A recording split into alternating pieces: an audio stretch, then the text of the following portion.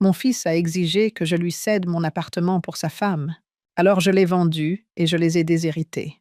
Ce jour-là, j'avais 61 ans et tout ce que je voulais, c'était passer un dîner tranquille avec mon fils, sa femme et quelques amis. Rien d'extraordinaire, juste un bon repas, une ambiance chaleureuse et peut-être un toast pour célébrer une nouvelle année où j'avais réussi à tenir le coup sans m'effondrer. Au lieu de cela, j'ai terminé la soirée dans un silence complet, fixant la table éclairée par des bougies, tandis que mon unique enfant revendiquait publiquement quelque chose qui ne lui avait jamais appartenu. La soirée avait pourtant bien commencé. Le restaurant était l'un de ces nouveaux endroits branchés choisis par Ashley, avec des briques apparentes, des ampoules Edison suspendues au plafond et des serveurs qui vous appelaient Patron.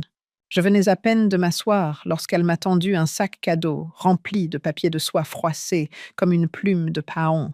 À l'intérieur, il y avait un body pour bébé imprimé avec l'inscription « Meilleure grand-mère du monde ».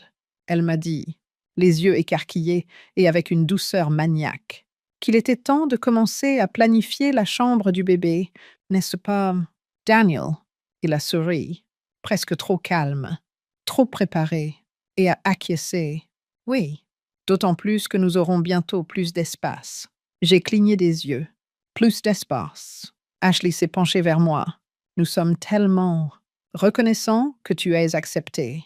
Mary, honnêtement, toutes les mères ne seraient pas aussi généreuses. Le silence s'est installé à table. J'ai froncé les sourcils, ne sachant pas ce que j'étais censé avoir accepté. Avant que je puisse poser la question, Daniel s'est levé et a tapoté son verre de vin avec sa cuillère. Puis-je avoir votre attention un instant? Avant de commencer, n'oubliez pas de liker et de vous abonner. Et dites-moi, ainsi qu'aux autres, quelle est la leçon de vie que tout le monde devrait apprendre avant qu'il ne soit trop tard? Partagez-la dans les commentaires ci-dessous. Merci, dit-il en élevant suffisamment la voix pour que les serveurs s'arrêtent.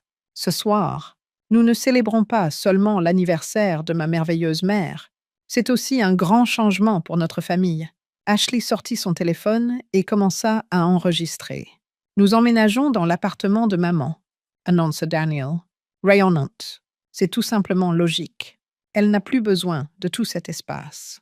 Et nous fondons une famille. C'est un tel cadeau. Honnêtement, tellement généreux. Levons-nous verres à la femme qui a rendu cela possible. Les verres tintèrent. Je ne bougeais pas. Ma fourchette resta suspendue dans les airs, mollement dans ma main. Il me regarda, souriant trop fort. D'accord, maman. La pression dans la pièce se fit sentir comme un piège qui se refermait. Ashley avait braqué la caméra sur moi. Tout le monde me regardait, attendant ma réaction. J'acquiesçais, non pas parce que j'étais d'accord, mais parce que j'étais paniquée. Mon cerveau était gelé. J'avais l'impression d'avoir été poussée sur scène au milieu d'un spectacle pour lequel je n'avais jamais auditionné. J'ai forcé un sourire, pris une gorgée de vin et attendu que la pièce continue. Mais ce ne fut pas le cas. Pas vraiment. La conversation a changé de sujet. Mais je suis restée assise là, le sang se retirant de mon visage, le repas se transformant en carton dans ma bouche. Ashley s'est lancée dans une description de la façon dont elle redécorerait l'appartement, les échantillons de peinture, l'emplacement des lits d'enfants, le retrait des rideaux de vieilles dames. Elle a ri et a dit « Bien sûr, tu pourras venir nous rendre visite. Tu peux garder tes plantes sur le balcon si tu veux. » Daniel a ajouté « On te laissera tout le temps nécessaire pour déménager. » Pas de pression. Ils ne m'avaient même pas demandé. Ils avaient décidé, déclaré, annoncé à mes amis que ma maison, celle que j'avais partagée avec mon défunt mari pendant 30 ans, celle où j'avais pleuré, dormi, réparée de mes mains après une rupture de canalisation, était désormais leur future chambre d'enfant. Je me suis excusée au milieu du dessert. Daniel m'a regardé comme si j'exagérais, mais je leur ai simplement dit que je ne me sentais pas bien. Ashley m'a proposé d'appeler un taxi. J'ai refusé. J'ai marché 3 pâtés de maison avec des talons que je n'avais pas portés depuis des années, jusqu'à ce que mes orteils soient couverts d'ampoules et que ma poitrine me brûle. Mais c'était le seul moyen d'empêcher mes pensées de hurler. Quand je suis arrivée chez moi, mon appartement m'a semblé différent. Je ne m'y sentais plus en sécurité. Ce n'était plus chez moi. J'ai verrouillé la porte, vérifié une 2e fois. puis une troisième. Leur voix résonnait dans ma tête. Ashley qui riait de mes rideaux. Daniel qui me disait que je n'avais pas besoin d'espace. Les photos de mon mari étaient alignées sur l'étagère et, soudain, elles m'ont semblé être des avertissements et non des souvenirs. Je me suis assise à la table de la cuisine, les mains à plat sur la surface, et je suis restée immobile pendant près d'une heure. Quand j'ai enfin bougé, j'ai ouvert un tiroir que je n'avais pas touché depuis des mois.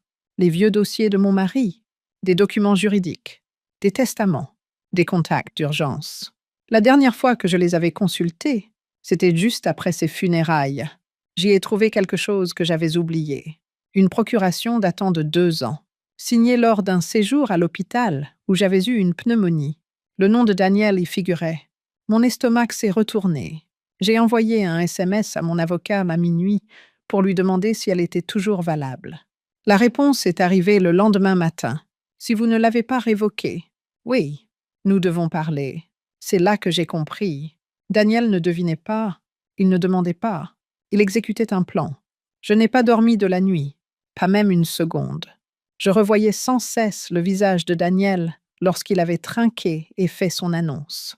La façon dont il m'avait regardé, pas avec amour, pas avec hésitation, mais avec de l'attente, comme si j'étais un chèque en cours d'encaissement. Je me suis assise sur le canapé, enveloppée dans ma robe de chambre, le regard perdu dans le vide, tandis que la voix d'Ashley résonnait dans ma tête. « Nous sommes tellement reconnaissants que tu aies accepté. » Je n'ai jamais accepté, ni avec des mots, ni avec des regards. Mais je ne l'ai pas empêché non plus. J'ai laissé le spectacle continuer. C'était de mon erreur. Et maintenant, c'était déjà en train de se répandre.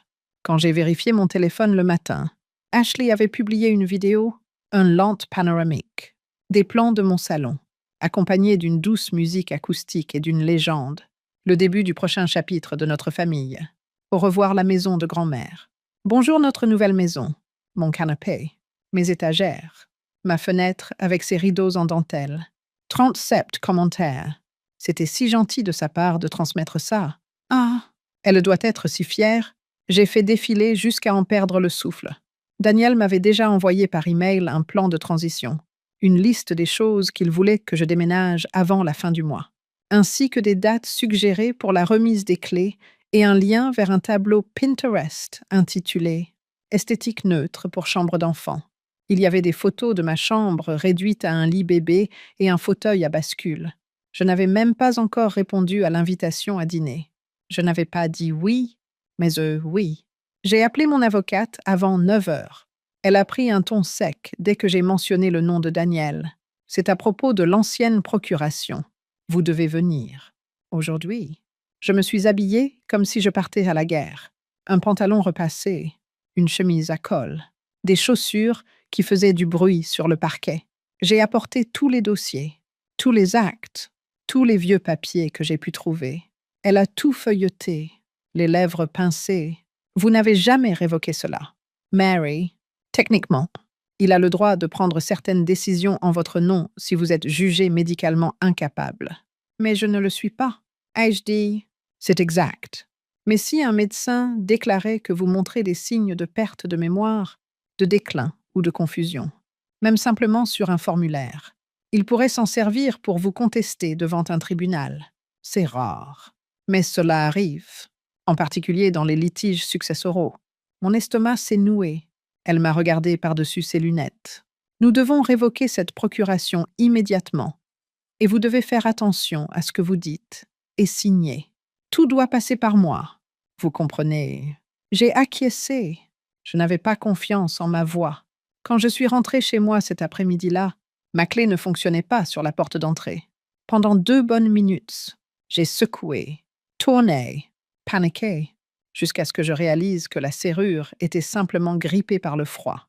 Je me suis sentie idiote, mais je me suis aussi demandé, pendant une seconde terrifiante, s'ils avaient changé les serrures. Ce soir-là, je n'ai pas cuisiné, je n'ai pas nettoyé. Je me suis assis à la table de la cuisine et j'ai dressé une liste. Tout ce que j'avais payé pour Daniel depuis qu'il était adulte, ses frais de scolarité à l'université, que j'avais aidé à couvrir lorsqu'il avait perdu sa bourse, son mariage, où j'avais payé la moitié des fleurs, le traiteur. Le prêt d'urgence pour leur traitement de FIV il y a 2 ans, qui n'ont jamais abouti. Ils n'essayaient même pas. Ils se contentaient de prononcer le mot baby et savaient que je fondrais. Et maintenant, ça. Je suis entrée dans ma chambre et j'ai ouvert le placard. Il y avait de vieux albums photos sur l'étagère du haut.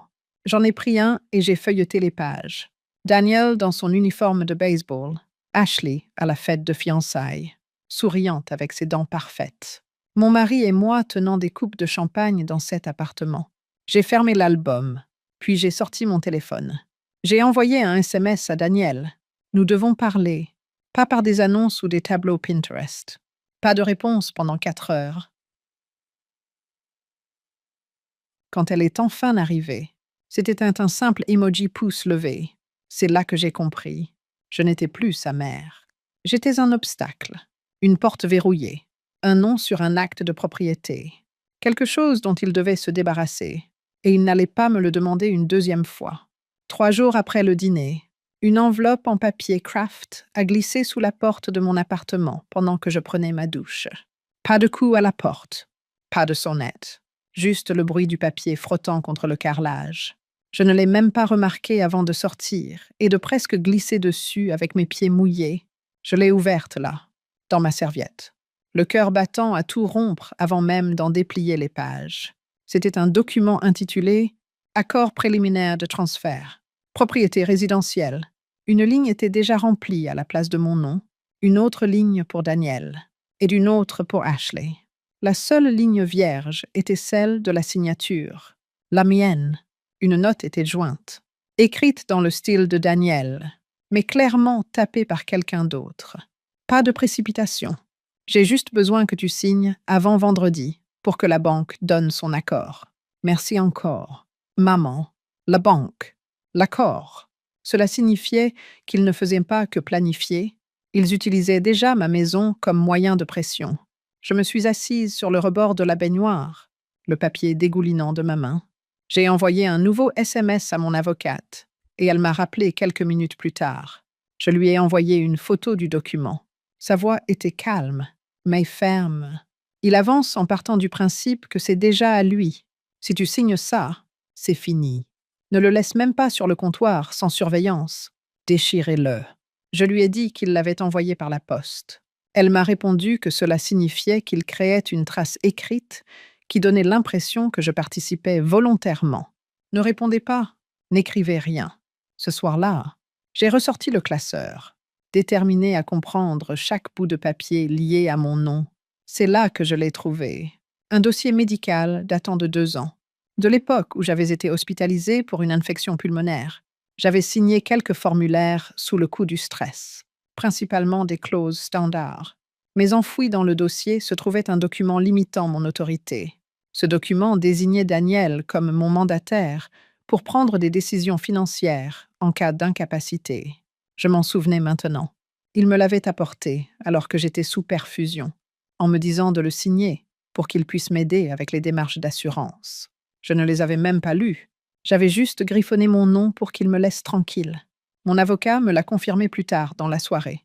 S'il trouvait un médecin prêt à affirmer que j'étais distraite ou confuse, il pourrait contester ma capacité à gérer mes propres biens. Ce ne serait pas facile, mais cela suffirait à me paralyser devant les tribunaux. Et si j'avais accidentellement accepté quelque chose par email ou par SMS sans en réaliser les implications, ils auraient pu interpréter cela comme un consentement. Je suis restée complètement immobile. J'ai repassé le dîner d'anniversaire dans ma tête, le sourire d'Ashley pendant qu'elle me filmait. La façon dont Daniel utilisait le passé, maman était d'accord. Elle nous laissait faire. Elle avait dit que nous pouvions... Ce n'était pas bâclé. C'était préparé, répété. Ils racontaient une version de la vérité qu'ils avaient construite dans mon dos. Et je les avais laissés faire. J'ai passé la matinée suivante à geler mon crédit, à sécuriser mes comptes bancaires et à révoquer toute forme de pouvoir que Daniel avait jamais détenu. Je l'ai supprimé de mes contacts d'urgence. J'ai changé le mot de passe de mes applications financières. J'ai commencé à consigner par écrit toutes nos interactions et à tout capturer en screenshot. Je ne répondais plus à ces SMS, mais je les enregistrais tous. Ce soir-là, J'ai appelé le gestionnaire de l'immeuble et lui ai demandé qui avait accédé à la porte de sécurité la nuit précédente. Il a hésité, puis m'a dit: Daniel a utilisé votre double de clé. Il a dit qu'il venait voir si vous alliez bien. Je ne lui avais pas demandé. Je n'avais pas été blessée. Je ne savais même pas qu'il avait encore un double. J'ai demandé si la serrure pouvait être changée. Il a répondu que oui, mais qu'il fallait en faire la demande officiellement. J'ai donc rempli un formulaire. Cette nuit-là, j'ai rangé tous mes documents importants dans un coffre-fort en métal que j'ai placé sous mon lit. J'ai arrêté de boire du vin au dîner. J'ai arrêté de prendre des somnifères. J'avais besoin d'avoir l'esprit clair. J'ai commencé à noter dans un journal toutes mes interactions avec Daniel et Ashley, au cas où j'aurais besoin de prouver ma lucidité. J'ai même rédigé une fausse liste de courses. Un soir, je l'ai ajoutée à mon journal pour dater mon écriture. Je n'étais pas paranoïaque, j'étais traquée. Ils ne se contentaient pas d'espérer que je leur cède ma maison. Ils montaient un dossier pour la prendre sans demander. 2 jours plus tard, la sonnette a retenti et quand j'ai regardé par le Judas, Ashley se tenait là, souriante, comme si de rien n'était, tenant un sac cadeau blanc et une tasse de café glacé sur laquelle mon nom était mal orthographié au marqueur. J'ai entrouvert la porte. Pas assez pour l'inviter à entrer. Je voulais juste passer te voir. D'une voix mielleuse. Je voulais prendre de tes nouvelles et je t'ai apporté ton préféré. Crème noisette. Avec des glaçons, elle a essayé de me tendre la boisson. Mais je n'ai pas bougé. Tu n'as pas envoyé de SMS. Elle a ri, balayant mon refus d'un revers de la main. Je me suis dit que ça serait sympa de passer. Tu es si calme ces derniers temps. Je l'ai laissée là, espérant que le silence la ferait partir. Mais au lieu de cela, elle a poussé le sac cadeau vers moi. Ce sont des vitamines, a-t-elle dit, les yeux écarquillés comme une enfant sur le point de révéler un secret. Des vitamines prénatales, on espère. Mais tu le savais déjà. J'ai cligné des yeux. Tu es enceinte. Elle a posé une main sur son ventre de manière théâtrale, comme si elle était déjà visible. Juste quelques semaines. On ne voulait rien dire avant le dîner. Elle a baissé les yeux, faisant semblant d'être émue. Ça signifie tellement pour nous que tu nous aies donné ton appartement. On a l'impression que c'est un signe. Elle n'était pas enceinte. Je l'ai su dès qu'elle a prononcé ces mots. Ses yeux étaient trop vifs, trop impatients. Et plus tard, quand elle est enfin entrée, après que je me sois écartée un instant, elle a posé son sac à main et s'est dirigée directement vers la cuisine, a ouvert le réfrigérateur, a pris une bouteille d'eau gazeuse et l'a bu sans vérifier l'étiquette. Personne ne se soucie autant de la caféine ou du gaz carbonique quand on est enceinte et anxieuse. Mais je n'ai rien dit. Je me suis contentée de l'observer. Elle a commencé à parcourir l'appartement comme s'il lui appartenait déjà, parlant de l'endroit où elle mettrait le berceau, de la façon dont elle repeindrait les murs, de la possibilité d'abattre le placard étroit du couloir pour agrandir l'espace. Je suis restée figée dans un coin du salon, l'écoutant redécorer ma maison comme si elle la rénovait pour la revendre.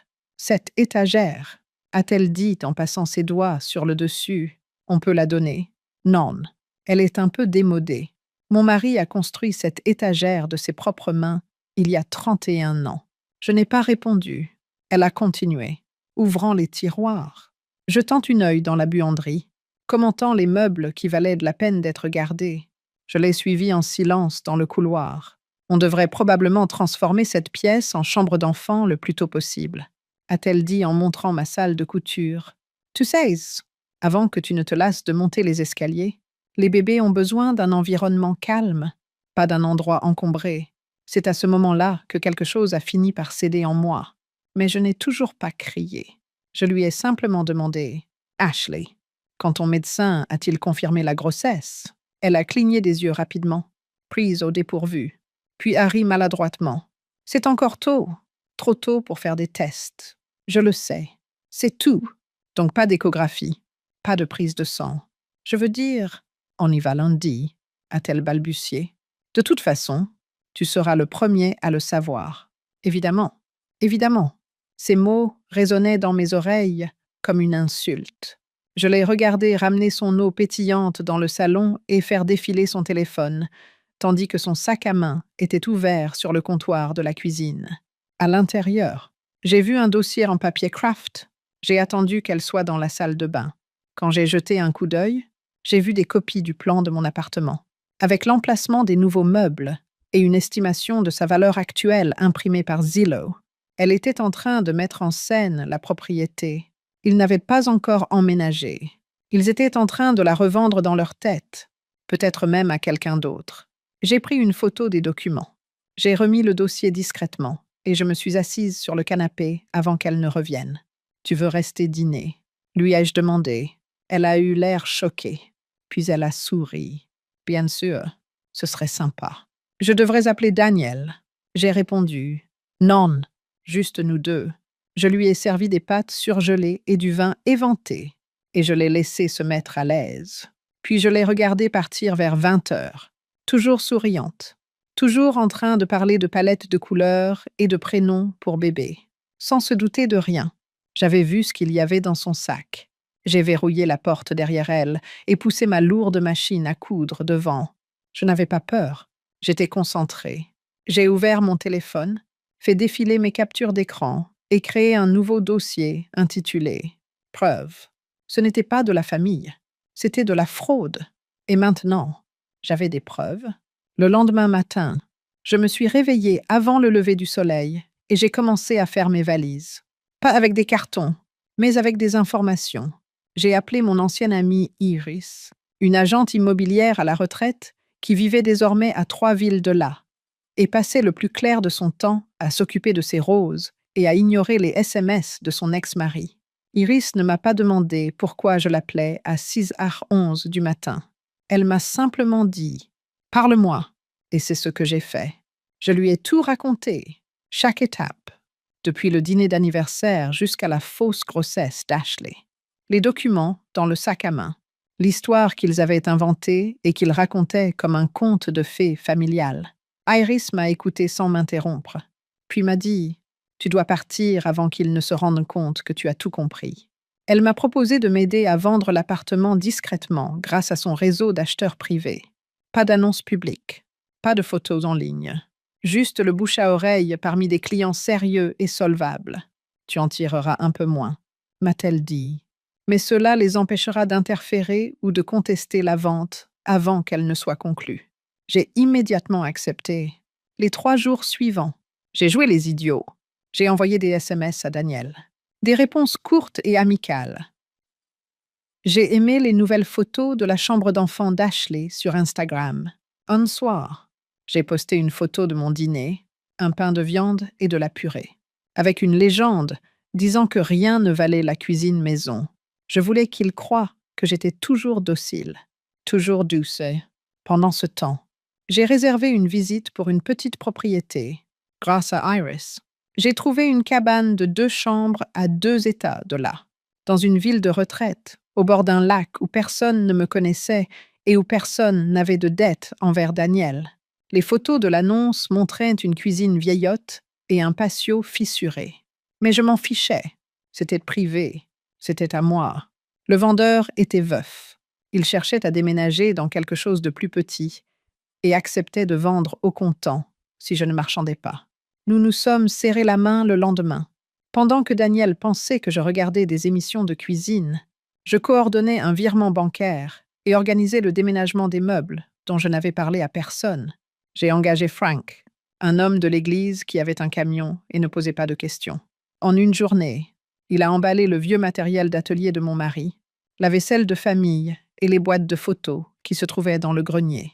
J'ai dit au concierge de l'immeuble que je partais pour une durée indéterminée et de ne rien dire à ma famille sans mon autorisation. Il a haussé les sourcils, mais a acquiescé. Je suis ensuite descendue à l'agence immobilière et j'ai changé le numéro d'urgence pour celui d'Iris. J'ai changé mon adresse postale pour une boîte postale dans la nouvelle ville et j'ai demandé à l'USPS de transférer mon courrier à partir d'une date aléatoire 2 semaines plus tard, afin qu'il ne remarque rien. Le vide. J'ai même appelé la compagnie d'électricité et fixé une date de coupure sous prétexte que j'allais emménager chez un parent pour me remettre d'une maladie. La femme au téléphone m'a présenté ses condoléances, que je n'ai pas démenties. Chaque jour, j'ai gardé un visage neutre et un ton doux J'ai laissé Daniel croire que j'étais faible. J'ai laissé Ashley croire que j'étais reconnaissante. Mais derrière leur dos, je démêlais tous leurs plans. Mon ami. Le 4e jour, Ashley m'a envoyé une vidéo. Elle était assise sur le canapé de mon salon et parlait de redonner de la chaleur à la pièce. La légende disait « Bientôt à nous, mais pour toujours l'héritage de grand-mère ». La vidéo avait été vue 2000 fois. Je n'ai pas pleuré. J'ai fait une capture d'écran. Je l'ai classée dans mes preuves. Ce soir-là, j'ai laissé un seul indice. J'ai placé une valise vide dans le couloir, là où Ashley la verrait. La prochaine fois qu'elle passerait sans prévenir, elle penserait que je faisais mes valises pour un court voyage. Elle le dirait à Daniel. Il penserait qu'ils avaient encore le temps. Mais ce n'était pas le cas. Je partais avant la fin de la semaine, et quand ils s'en rendraient compte, les clés seraient entre les mains de quelqu'un d'autre. Et les seules traces que j'aurais laissées derrière moi seraient un classeur verrouillé et l'odeur de lavande qu'il ne pourrait jamais faire disparaître des rideaux. Cela s'est passé un mardi, en fin d'après-midi, alors que je terminais un appel avec la société de titres immobiliers pour confirmer que la vente de l'appartement serait conclue dans 72 heures, tout en espèces, sans condition, exactement comme Iris l'avait prévu. Je venais de raccrocher lorsque quelqu'un frappa à la porte. Des coups secs. Insistence. Pas très poli. Je ne répondis pas. Je restais dans le couloir, silencieuse. À écouter, on frappa à nouveau. Puis j'entendis la voix de Daniel. « Maman, ouvre la porte. » Je ne bougeais pas. Je savais qu'il avait apporté sa clé. Je savais aussi que j'avais fait changer les serrures 2 jours auparavant. Un détail que je n'avais mentionné à personne. Je sentis la clé tourner, se libérer, bouger, puis s'arrêter. Ensuite, il frappa plus fort. « Je dois te parler. » « Maman. » Pendant que j'attendais, au bout d'un moment, il renonça à ouvrir la porte et se mit à parler à travers. « Ashley devient folle parce que tu ne réponds pas à ses messages. Que se passe-t-il? Nous devons être informés. » Il n'obtint pas de réponse. Les bras croisés, je m'appuyais contre le mur, changeant de sujet. Il dit que nous avions eu des nouvelles de l'agent immobilier. Iris avait contacté une de nos connaissances. Tu vas vendre la maison. C'est vrai. Silence absolue. Vous êtes en train de détruire votre propre famille. Vous en êtes conscient. Le silence est revenu. Après cela, il a commencé à parler plus doucement, comme s'il imaginait que j'étais là. Je ferai ce que la loi exige de vous si vous n'ouvrez pas cette porte et n'agissez pas de manière responsable. Après cela, il est parti, mais pas sans laisser de traces. Une enveloppe très similaire à celle que j'avais reçue précédemment a été glissée sous la porte. Elle contenait une notification imprimée et tapée à la machine.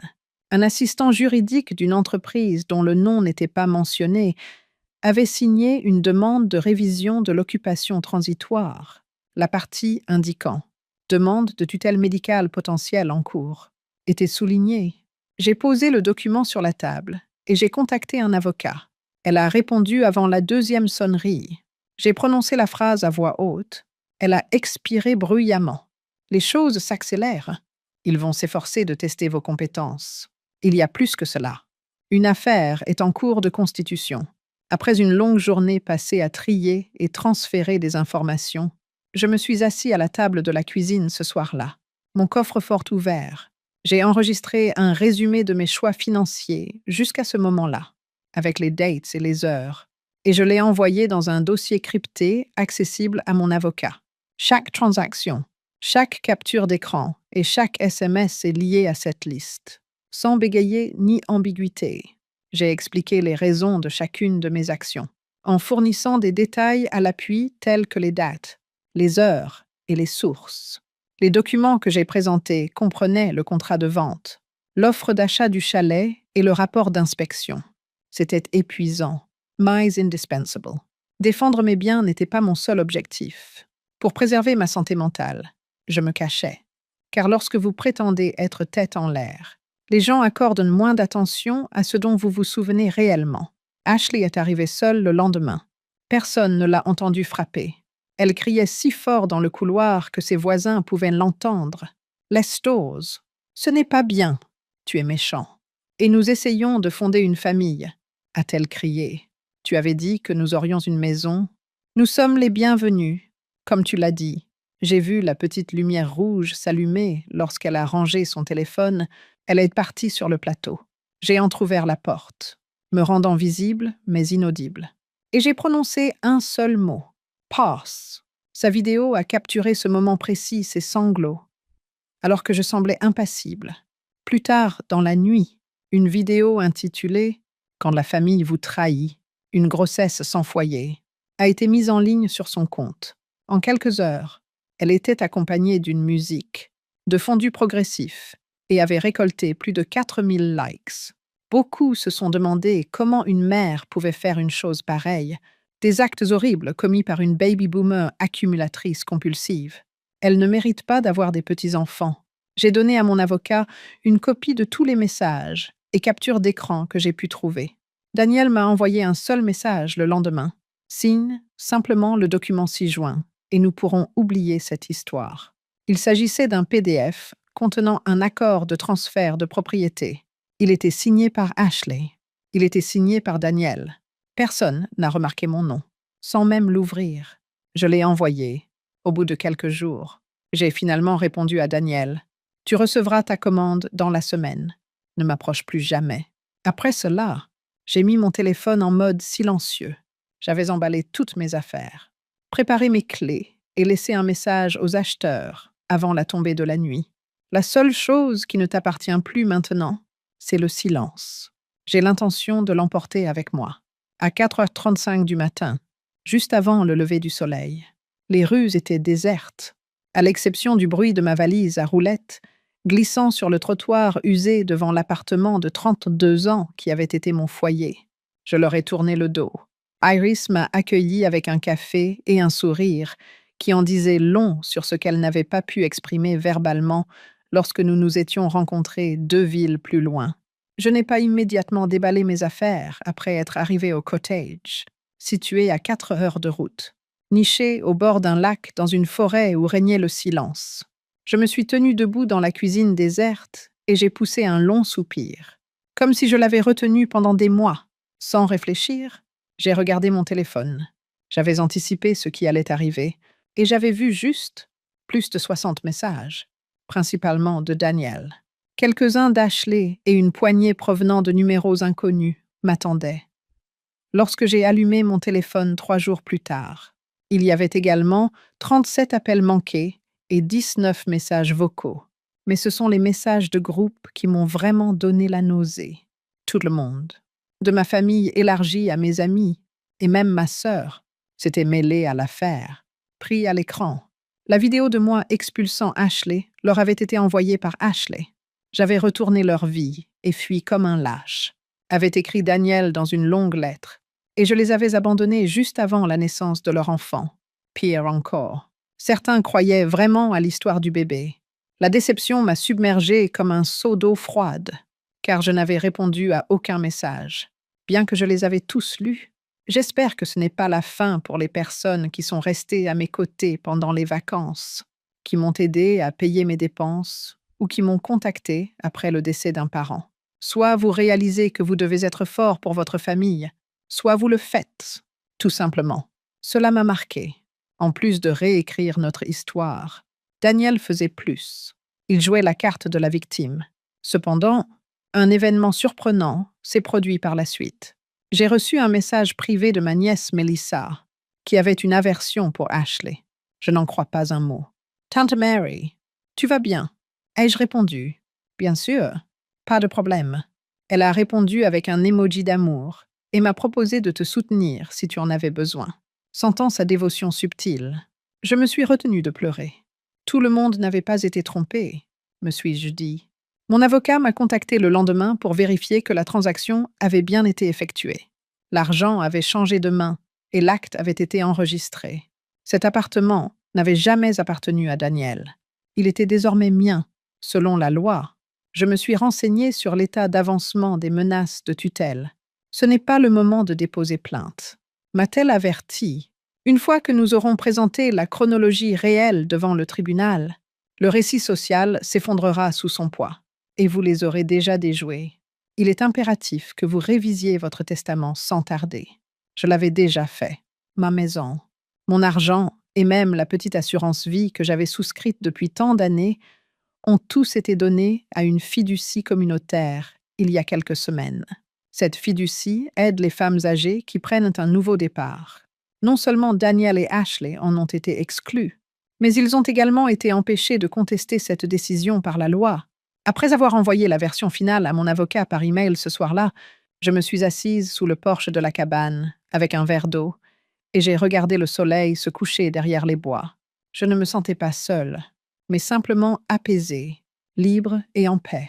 La dernière fois que j'ai regardé mon téléphone avant de l'éteindre pour la nuit, il a vibré, sans salut ni explication. C'était Daniel. Mon père serait consterné s'il pouvait te voir en ce moment. Je n'ai pas pris la peine de répondre, car cela n'avait aucun sens. Si son père était encore en vie, ses paroles auraient été claires comme de l'eau de roche. Elle aurait dû le faire plus tôt. Aurait-il remarqué? Un colis a été le premier catalyseur. À l'extérieur, il y avait une fine boîte blanche sans adresse de retour ni message. Il était déposé devant la porte d'entrée de la cabane, décoré de papier de soie et d'un ruban, comme s'il s'agissait d'un gage de paix.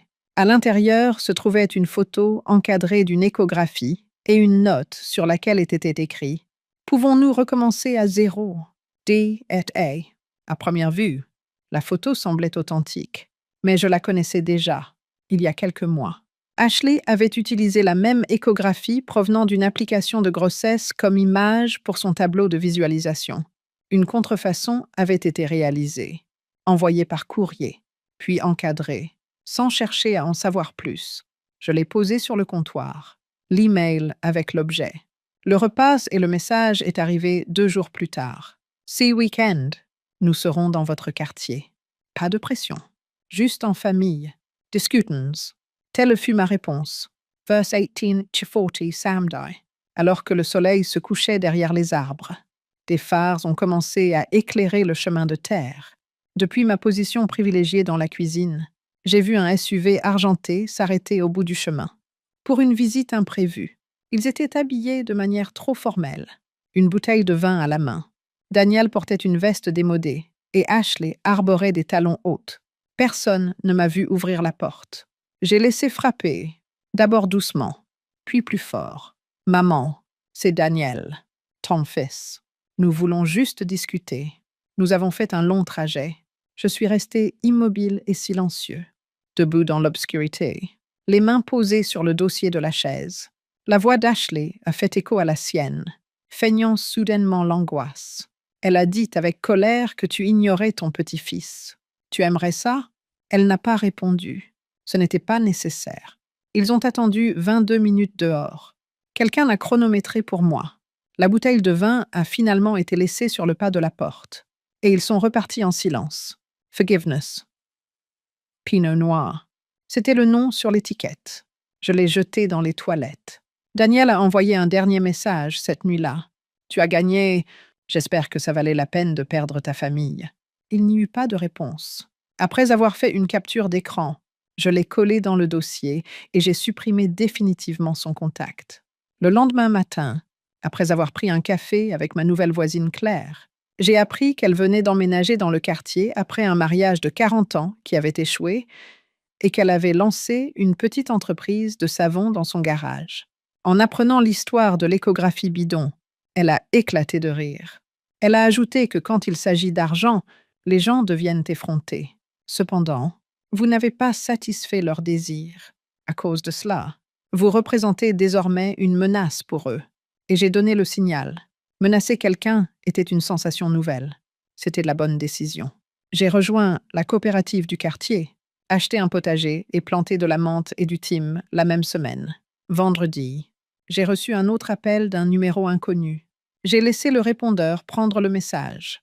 Ma curiosité était trop forte. Je devais écouter. C'était Ashley. Bonjour. Mary, je m'appelle. Je voulais vous dire que nous sommes toujours ensemble, même si les choses sont devenues difficiles, souhaitant préserver une chance pour l'avenir et le bébé. Contactez-moi par téléphone, sachant qu'il ne pourrait plus jamais franchir cette porte. J'ai décidé de la supprimer. Pas de bureau en acajou, ni de famille bouleversée. C'était un événement discret.